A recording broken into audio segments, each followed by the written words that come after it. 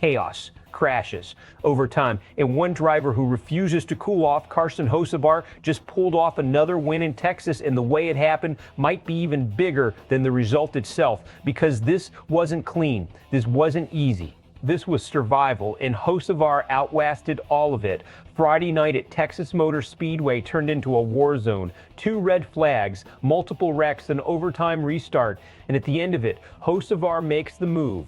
He passed Gio Ruggiero on the final restart to take the win. Kyle Busch finished second, locking in a 1-2 finish for Spire Motorsports. This comes just days after Hocevar grabbed his first Cup Series win at Talladega. Back-to-back spotlight moments. Same driver. That's not luck, that's momentum. This race didn't just add another trophy, it changed the conversation. Hocevar is no longer a prospect. He's becoming a problem for the entire field. Think about the timing first Cup win, then immediately backs it up with a truck victory in one of the messiest races of the season. That tells teams something important. He's not just fast when everything goes right, he's dangerous when everything goes wrong. Inside the garage, that matters. Drivers who can manage chaos late restarts, tire wear, pressure, those are the ones who win championships. And then there's the team factor. Spire Motorsports doesn't just win here, they dominate late. A 1-2 finish against a stacked field sends a message. They're not here to fill the grid anymore, they're here to control races. Let's break down how this actually happened, because the win only tells part of the story. Hocevar didn't cruise to victory, he fought through traffic, he made aggressive restarts. He recovered from a slow pit stop that should have taken him out of contention.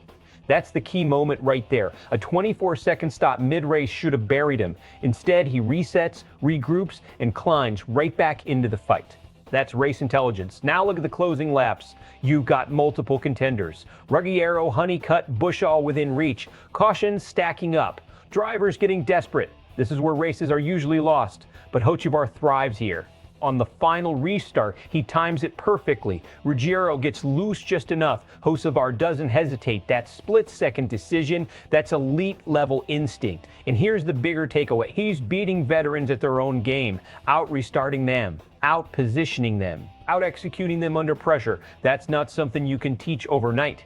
Now, let's talk risk. This driving style, aggressive, high commitment, always pushing, it wins races, but it also invites trouble. In a cleaner race, maybe that aggression isn't needed. In a chaotic race like Texas, it's the difference between winning and wrecking. Right now, it's working, but over a full season, that edge can cut both ways. Fans are going to be split, and that's exactly what makes this compelling. One side sees a rising star who just delivered back-to-back statement performances. The other side sees a driver who races on the edge every single lap. And when you combine that with a chaotic race like this, it creates debate. Media coverage is going to lean into one question. Is Hocevar the next breakout star, or a driver pushing the limit a little too far? Because right now, he's impossible to ignore. Hocevar rides this momentum, builds confidence. Start stacking consistent finishes across all series, and suddenly you're not talking about potential anymore, you're talking about a future championship contender.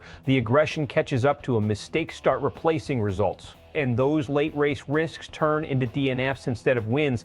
That's the fine line he's walking right now. So here's the real question. Is Carson Hocevar officially breaking out, or are we watching a hot streak that's eventually going to hit a wall? Who takes control of this season from here? Drop your take in the comments. And if you want real race breakdowns without the noise, subscribe to SportsWire USA.